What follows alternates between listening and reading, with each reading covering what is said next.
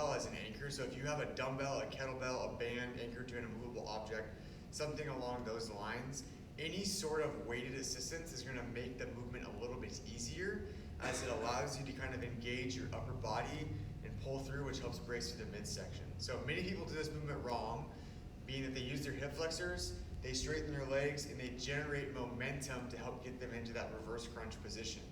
We want you to think about getting each vertebrae off the ground in a segmental fashion, meaning one at a time. In order to do so, we need to take your hip flexors out of it, bend your legs so you can't create momentum, and that's going to allow for you to use your abdominals to create that segmental flexion from the bottom up. So what that looks like is if I go to my back, arms in an overhead position.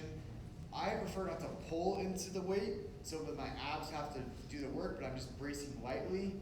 My knees need to be a little bit above my hips. I need to pull my heels to my butt, and then I'm just very slowly trying to segment until I go through a crunch and bring my knees all the way up toward my elbows, and then reverse that down to the bottom position very, very slowly. So if you're doing this correctly, it should isolate the load to your abs, and you shouldn't be feeling your hip flexors working, and you certainly shouldn't be straightening your legs, okay? Now the other common compensation that we'll see is people will keep their legs bent, and then they'll rock and throw, and then they'll try to come down. So again, momentum helps, it makes it easier, but the emphasis here is to take away momentum to allow your midsection to be what's working.